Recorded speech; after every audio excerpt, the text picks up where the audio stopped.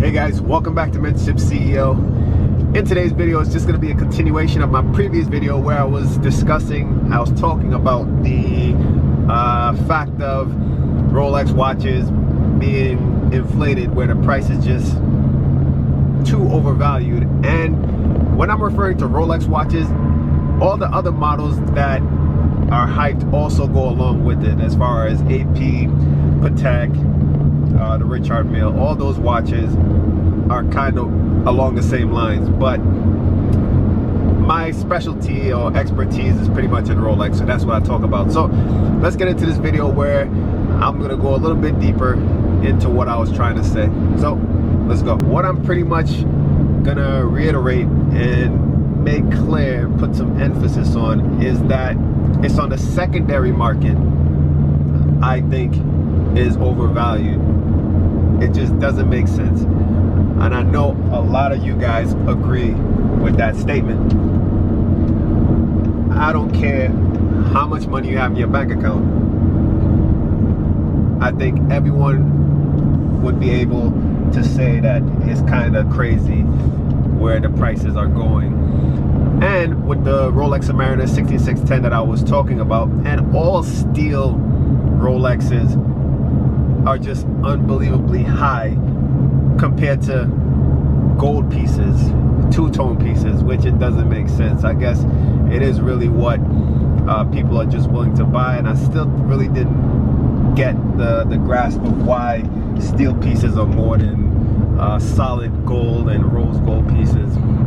Till this day, it just doesn't make sense. But everything doesn't have to make sense to happen, you know?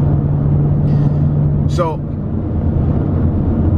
what I wanted to point out also, I mentioned the stock market in that video, in the previous video, and the same thing today when it comes to stock manipulation can happen within the watch market. And something I've observed and realized is that with social media today and the influence that it has on millions of people, that some YouTubers and watch dealers, the two go together. That now if you're a watch dealer, you're doing YouTube. They are using their social media influence to increase the prices of certain watches. And an example that I have is from the Timepiece Gentleman, which I believe most of you guys, if you watch my channel, for sure have heard of the Timepiece Gentleman. If you know Anthony, and in the past few months how he's kind of shifted his interest, which is beautiful to shift your interest on other models that aren't talked about, particularly the brand that he was pretty much buying up. Pretty much anything that come across his desk was the Vacheron. And really, Vacheron is a quality watch, and I would say it's better than AP.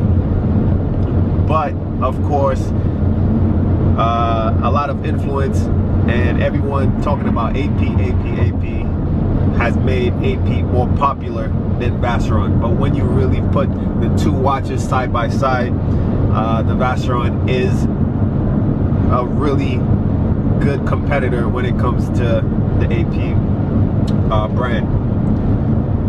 So what Anthony did was he used his social media influence, showing all the watches, the Vacheron watches that he picked up and purchased, whether it's the steel model of it, I think it's the skeleton. He picked up the steel, the rose, everyone, different versions of it, iterations of it. And after pretty much using his influence to let the viewers know that, hey, this is a quality watch based on the history and all these things, and having so much in his possession, he was able to even influence other dealers to start looking at these watches and increasing the prices.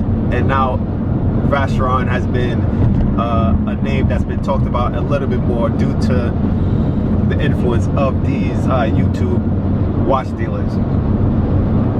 So, you know, you might think the word manipulation is a negative, but at the same time, it happens every day.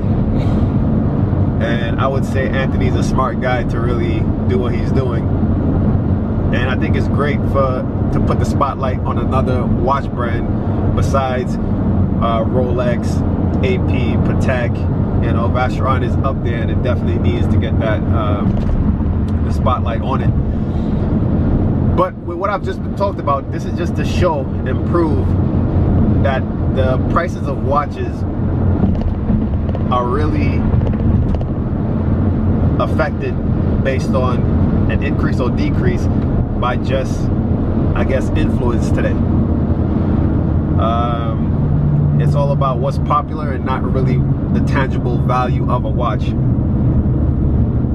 Basically what I was talking about Rolex and saying that how a stainless steel piece can cost more than a solid gold piece. It just, you know, everything is just not making sense today. And I want everyone that watches this video to kind of analyze this information, especially in their watch purchases. And the whole moral of the last video I was pretty much trying to say is, don't get sucked into the hype, especially now based on the price being overvalued and inflated. And I wanted to add to that, as the answer is to just buy what you love, and also look into brands and watches that aren't really talked about, because all it takes is basically a snap of a finger of an influencer to turn a watch that wasn't talked about into a watch that's the most desirable. So that's kind of my mindset when it comes to the watch market today. And yeah, hopefully you guys enjoyed. Give the video a thumbs up, hit the subscribe button if you haven't done it already, and yeah, follow me on Instagram, mentorship.ceo. And again, comment down below your opinion. I appreciate the comment from the last video, which I responded to, and I pretty much was trying to make clear that the watch market can be compared to the stock market, but the movement would not be similar. Like, I don't think the watch market will crash and drop it like a stock price. You know, it's just comparing apples to oranges in a way sometimes. But the watch market definitely has to correct, and it has to come soon. I don't see the prices of watches going up anymore, and having the available buyers that will be willing to pay these increased prices. So the dealers will definitely have to adjust and lower their prices. And yeah, I'm holding everything to that, and we'll see if I'm right. So guys, again, check out all my other videos that I've posted, and stay tuned for some more content.